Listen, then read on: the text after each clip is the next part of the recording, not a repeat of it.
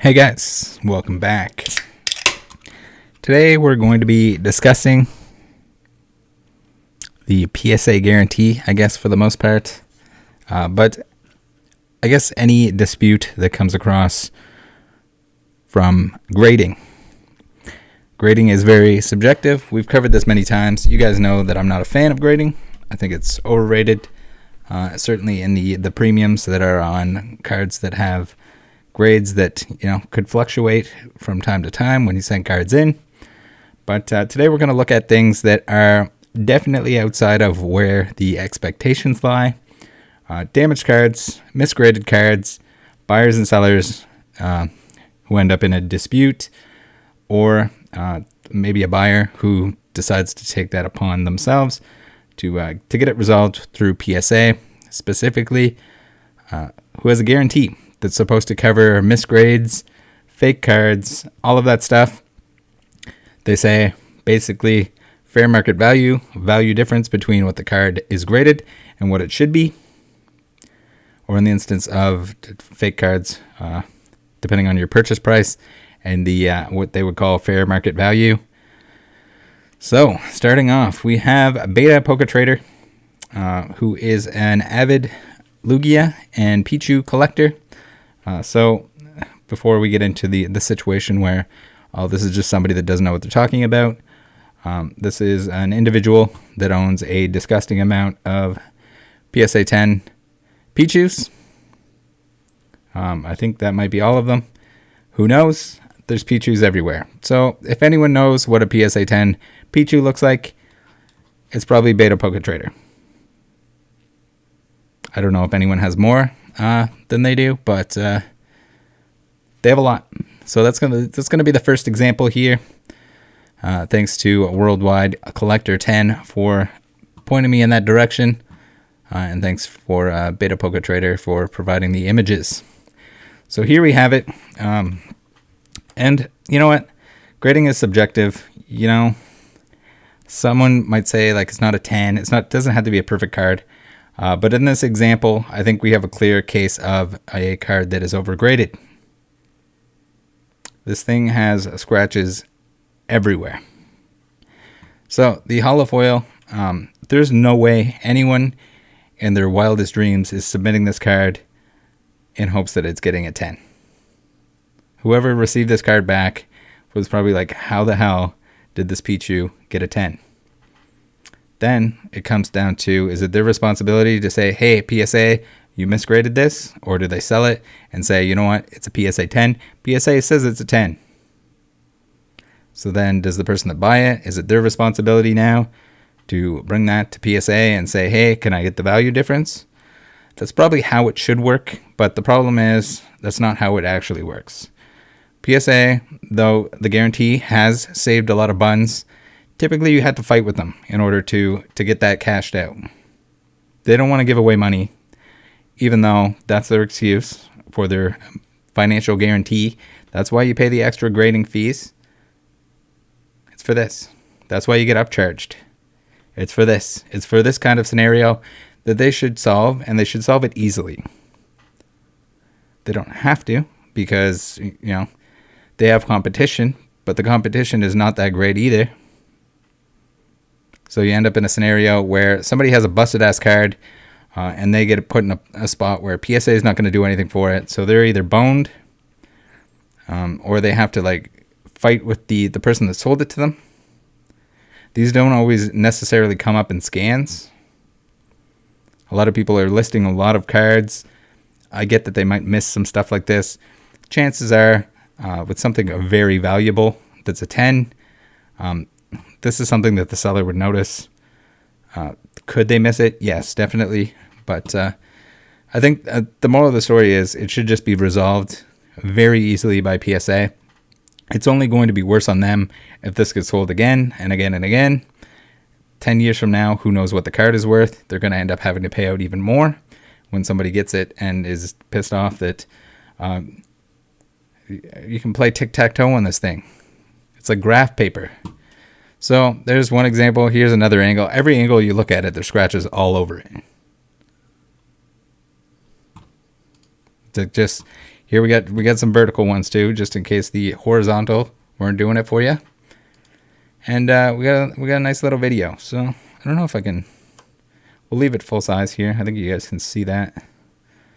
But you see, just as you tilt it, there's scratches up, down, left, right, all over the place. It's not a 10. And yes, there's a certain amount of subjectivity. There's certain stuff where you're like, okay, well, it's got a little nick or whatever. It's got a little whitening on the back. It's not a strong 10. This is not a 10. I've cracked countless 8s that look better than this card. Is it an 8? Yeah, probably. Could they claim that it's a 9? Maybe. I would still call BS on it. But it's not a 10. So, of course, we have a response here from PSA when Beta Poker Trader submit the card for review. And this is what they got in response. It says, "Hello, Beta Poker Trader. Confirming our review findings and responding to your questions during our conversation this past Wednesday. The PSA label on the card is our confirmation of the grade. If a customer has issues with the grade noted, we do offer a paid grade review service. That said, I mentioned this cert had been reviewed by the head of our grading department, and he is our ultimate authority when it comes to grading." This is the most bullshit thing, and every grading company says it. They're like, oh, the head grader, he touched it with his own penis. It's fucking gotta be the right grade. You don't understand. The head grader, he rubbed on it all night and all day, and he says there's no scratches on it. It's definitely a 10. Take it back. Like every company does this. Like it means anything that the head grader. If the head grader is calling this a 10, the head grader's dumb. I don't give a shit what alphabet company they're coming from. It's not a 10. Just pay out the difference between a 10 and an 8. Case closed. Done. No dispute between, well, I don't think this buyer had a dispute with the seller, but that's where a lot of this stems from. Just fix the issue. If you weren't so careless in grading it the first time, you wouldn't have to pay it out. If you didn't offer a guarantee and didn't charge extra for the cards, you wouldn't have to pay it out. That's what it is. God damn it. There's so much conflict with this. I get this all the time. People are like, should I return this? What happens? Is it the seller's fault?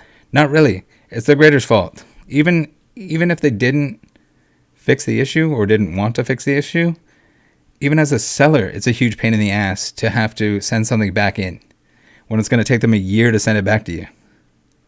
Fix the issue. Jesus Christ. I was told this card did not need to be removed from the holder for a head grader to assess the proper grade. I can see in a video that that you didn't have to remove it from the holder. There's scratches all over the thing. Top to bottom. Hollow foil, scratches. More scratch than regular hollow, I would argue. I don't think you could put your finger down on the hollow in any part and not touch a scratch. That's how bad it is. We are processing your card back to you, and it should ship out next week, if not sooner. What the fuck? So you wasted their time. This is obviously something that should have been reviewed, should have been knocked down a couple grades, should have been refunded. Even if you offered credit or something and knocked it down a couple grades. If this was somebody that grades their own cards, maybe that's a solution. Maybe that's how you can like save your bottom line a little bit, so you don't have to report back to the boss and say, hey, we misgraded a bunch of shit. Now we got to pay for it. I know we promised that, but we don't want to do it.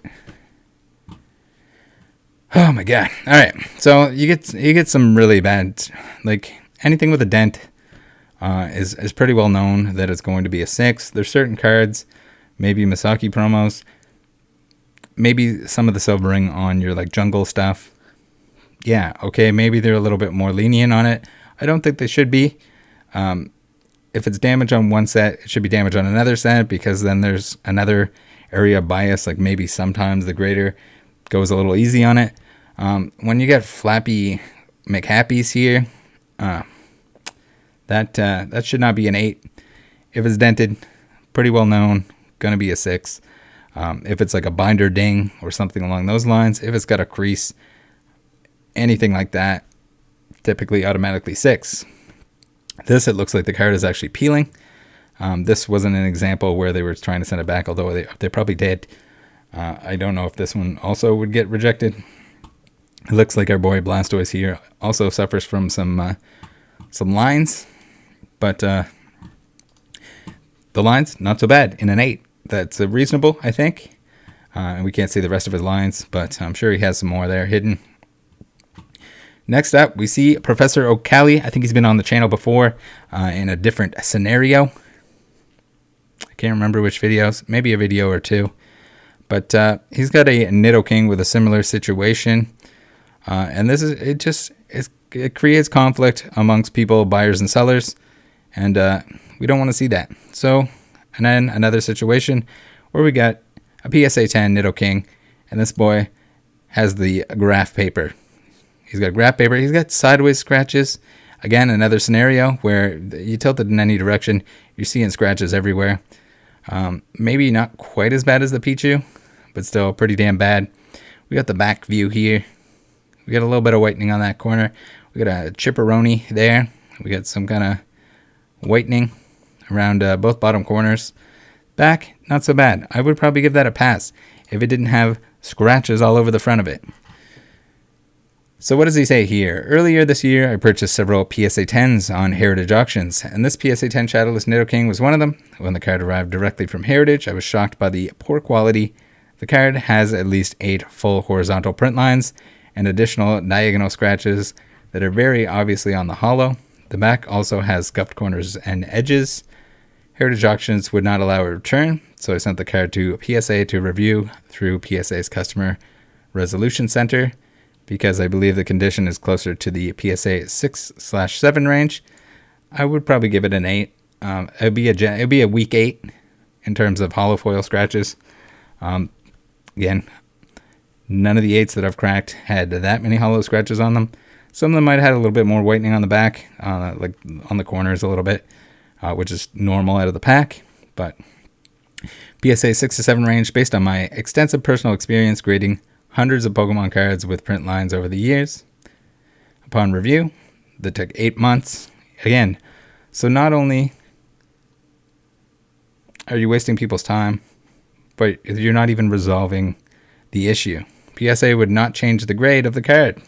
I contacted PSA multiple times, and my exhaustive appeals and detailed letters/emails were pushed around by corporate. Very frustrating. Yeah, it would. That's what they want to do. They want to just fuck with you. Send you emails every now and then. Make it seem like they're going to resolve it. Make it seem like they're the good guy. They're trying to do whatever they can until you give up. What do you all think? Is this a passable PSA 10? I don't agree with PSA and will no longer bid with confidence on Heritage auctions. So at least this example on Heritage auctions isn't as bad as PWCC that we saw recently. Although we're not gonna let them out easy. We'll see in future videos, I'm sure, if they're up to anything shady. This is a bad example. This is an example where it should be PSA resolving the issue. Plain and simple. Someone paid extra money to submit this. Someone would pay extra money to submit this at this point in time. You could send this in a ton of times and it's not going to get a 10. It's just not going to happen. All right, guys, let me know what you think. Hopefully this covers a few of the things that have been popping up. Again, it sucks for everyone involved. It sucks for future transactions. It sucks that someone's going to have to sell this to somebody else, potentially, or you just have dead inventory and a card that you probably don't want because your expectation is a 10. It's not a 10. PSA is not going to fix it. So do you sell it as a 10? Then the next person has the same disappointment. They waste their time sending emails to PSA. And everyone gets fucked in the ass. All right. See you later, guys. Join the Discord. Bye.